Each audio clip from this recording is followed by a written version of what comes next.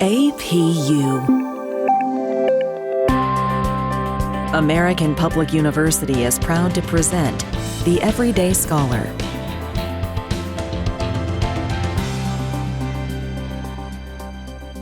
Hello, my name is Dr. Bureau Mercer, and today we're talking to Dr. Wally Boston, President Emeritus of American Public University System. And our conversation today is about the crisis in higher education. Welcome, Wally. Thank you, Bjorn. Great to be here. Love having you back. Important topic. It's a topic that, honestly, every institution has to grapple with today to ensure that they position themselves for, honestly, long-term survivability. And so the first question is, you recently wrote a 5-part series on your blog titled, How to Explain the Crisis in Higher Education. In part 5, you included a list of concerns for the future of higher education. What are these concerns? Glad to discuss those concerns.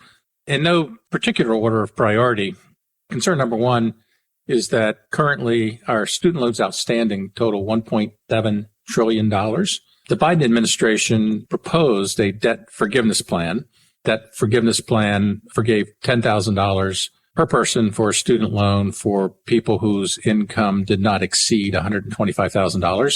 It also proposed an additional $10,000 in forgiveness of loans for people who had Pell Grants when they were matriculated in school. Almost immediately, there were lawsuits involving the forgiveness plan. And most recently, at the end of last week, we had an appeals court ordered the Biden administration to stand down on the forgiveness for what appears to be an indefinite period under the reasoning that Congress to forgive this debt, not the Biden administration. The Biden administration has not yet appealed it. We'll see where that goes. But in general, my issue was that I felt like this was an issue for Congress to resolve and not for the Biden administration. But also the other issue that I had was really that the debt forgiveness plan forgave the debt, but every year we're adding several $100 billion more in debt. It wasn't changing the existing program. Congress over the years has created a very generous borrowing program, which has allowed institutions to raise their tuition to quite high limits. And it didn't solve the problem. All it was going to do was do a blanket loan forgiveness with no resolution as to institutions who, for example, who wanted to participate in the loan program had to have tuitions below a certain threshold. And it didn't do any of that. So that's one of my concerns. We need to fix the affordability of higher education. Another concern I have is tuition discounting, which has been a practice of small colleges for at least the past 25 years, if not a little longer than that. The tuition discounting for small colleges is at an all-time high. This year's freshman class received an average of a 54.5% discount, and all enrollees of small colleges received an average discount of 49%. Well, when you're discounting your tuition at 50% or greater, just remember that's half of the cash you're marketing it as is not coming in the door. It's not covering cost. And so if you have any kind of enrollment shortfall, particularly if you're operating a fixed operating expense campus, a physical campus where you've got to keep the dorms open, you've got to keep the dining halls open, you've got to have a certain number of faculty who are full-time, who are in attendance, all these programs, it could be quite disastrous for colleges. It's just not good to have the discounting at this all-time high when overall enrollments are dropping. The American public is skeptical of the return on investment for college overall. And particularly, we've been declining in enrollments since 2011. The year 2010 was the all-time high for college enrollment. And enrollments have been declining for a number of reasons. We've seen a decline in the number of high school graduates in general. So that in turn, you would assume, unless you can get the percentage of high school graduates who are going to go to college up, you're going to see a decline in college students. But I think the pandemic really brought to a head the public's realization of just what ROI is there for college. The fact that people were paying a lot of money in some cases for their children to attend colleges with a traditional campus, and instead they were spirited home or they were asked to go to their off-campus apartments and attend classes online. There were big arguments and fights about refunds for those dorms that spring semester. The pandemic occurred. And then, in fact, the next fall, there were some schools that did not resume on-campus classes, and people took them online, and yet they didn't reduce their tuition. So the ROI has been questioned directly for a number of years. Another concern is that a traditional 4-year degree really doesn't provide skills that are now required by employers. The thinking years ago was that a liberal arts degree develops critical thinking, and critical thinking is going to help somebody on the job. But most employers now really want, in addition to critical thinking, they want somebody prepared with skills to start immediately. That's not happening.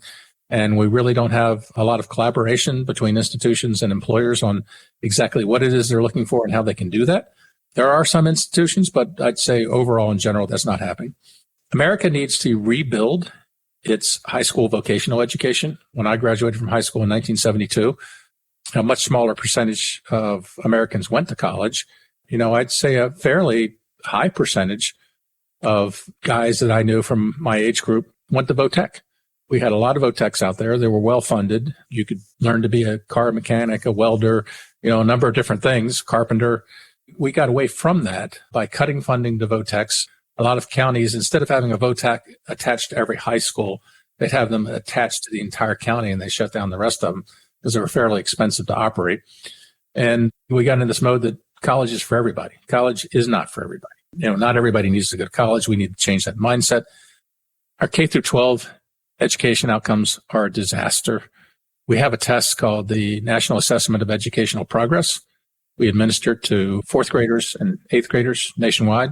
The most recent NAEP scores showed a continuing decline in math and reading proficiency. Some people are trying to blame that on the pandemic, but it's actually been in decline for about 10 years now. I think the pandemic exacerbated it, particularly among eighth graders in math.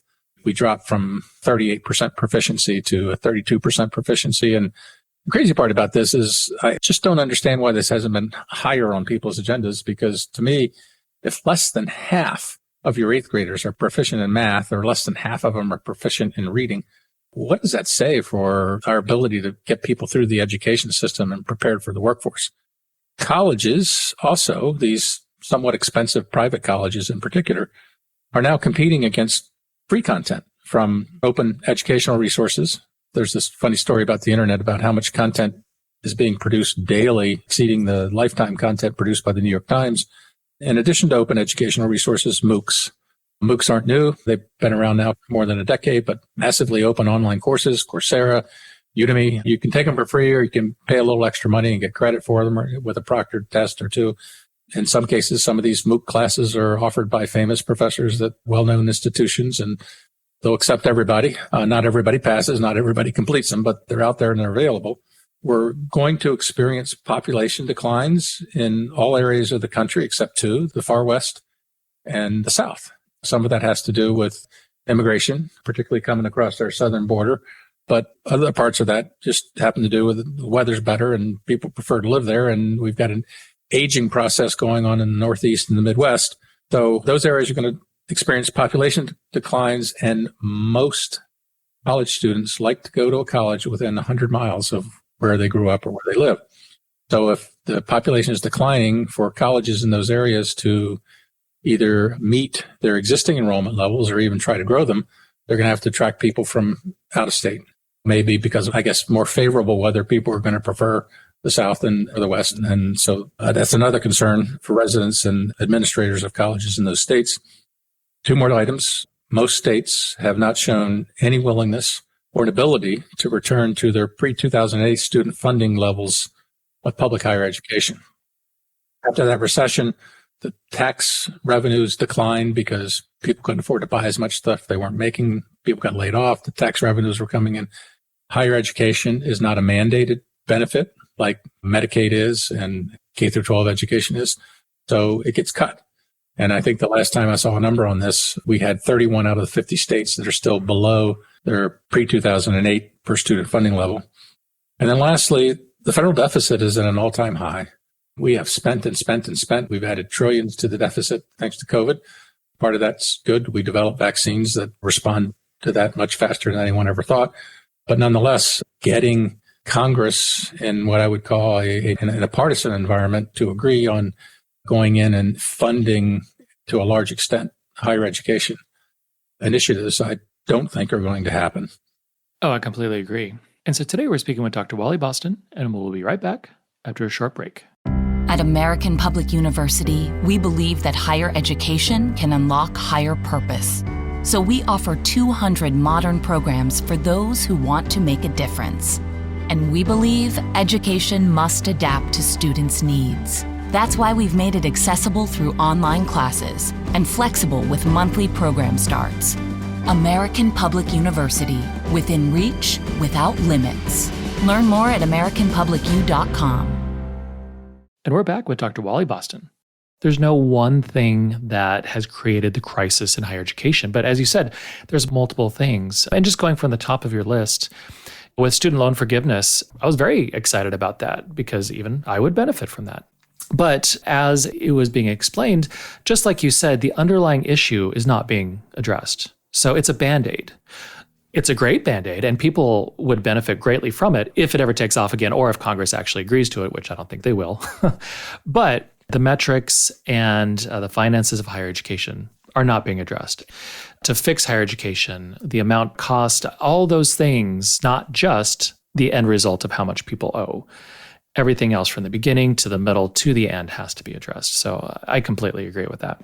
In my 5-part series, which reflected a speech that I was invited to do over the summer, I provided a historical perspective of higher education and zipped quickly through 250 years and got to the National Defense Act in 1958, which really cemented loans as what the federal government was willing to do to provide funding directly to students. Federal government has funded institutions primarily for research, defense research and health research. But as far as directly funding the students, initially in 58, it was a low interest national defense loan. In fact, that's what I had to attend Duke. I think it was 3% interest.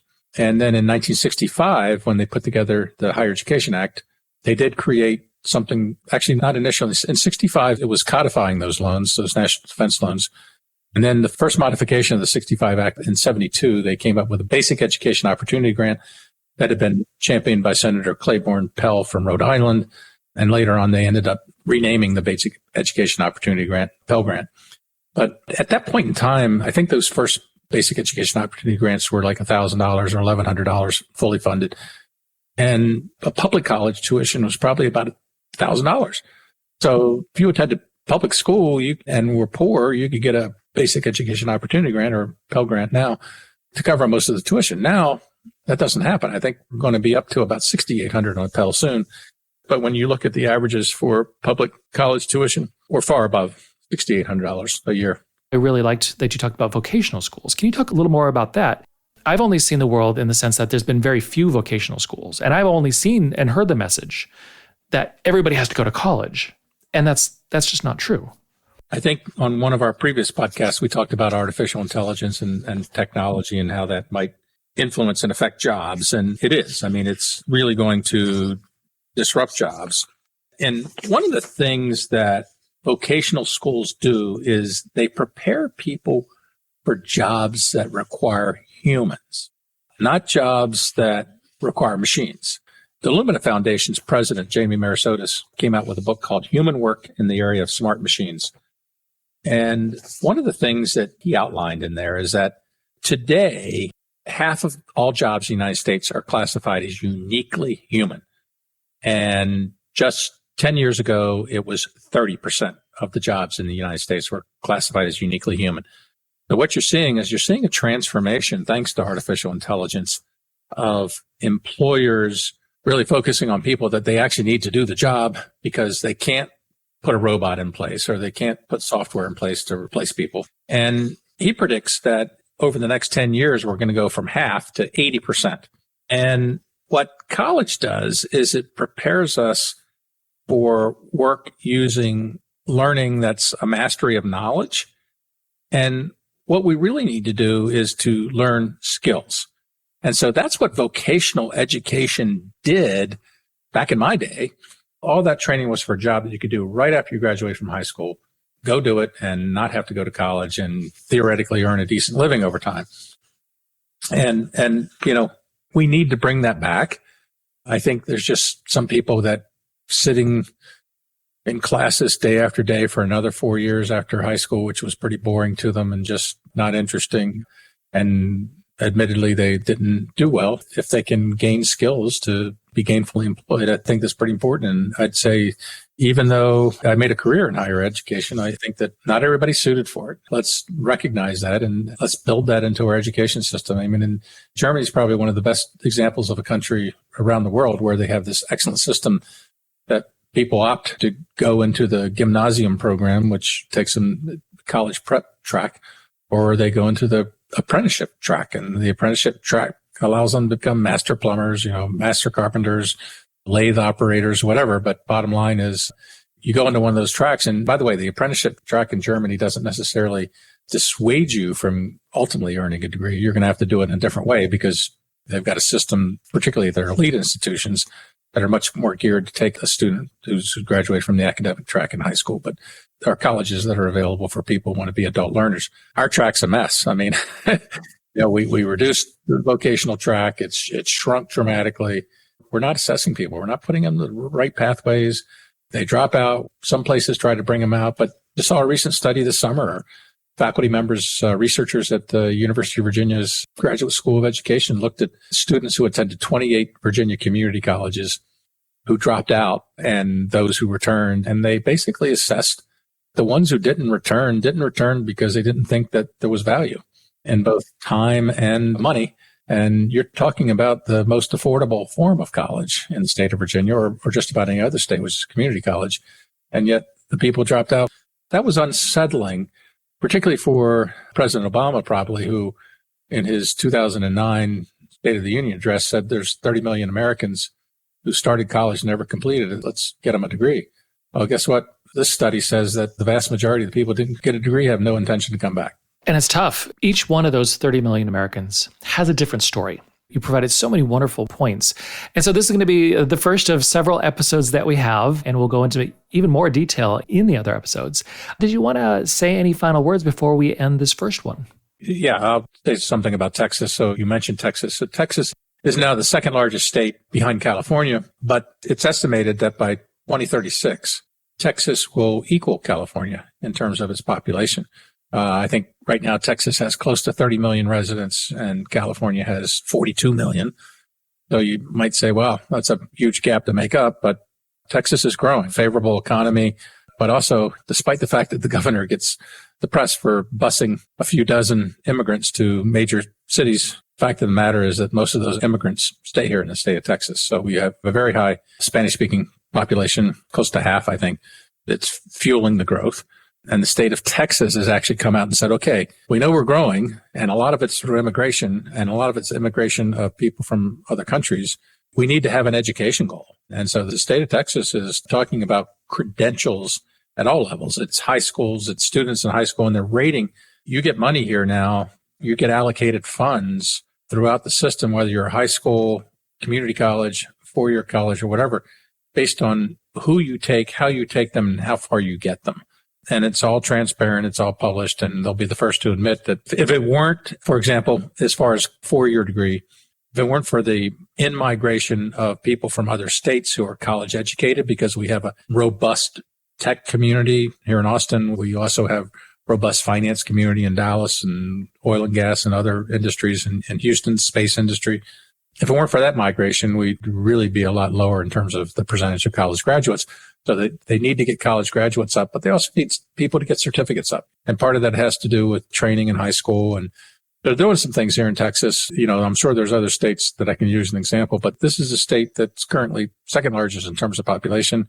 They're saying, hey, we can't just ignore the fact that if we want to continue to be competitive, we can't have people who are on unemployment, welfare, Medicaid, or whatever. We've got to have people who, because of their education and or training skills, can earn a living that makes them taxpayers. Well, excellent. Absolutely wonderful conversation for this first part of Crisis in Higher Education. And today we are speaking with Dr. Wally Boston about the crisis in higher education. My name is Dr. Bjorn Mercer, and thanks for listening. For more information about our university, visit us at studyatapu.com. APU, American Public University.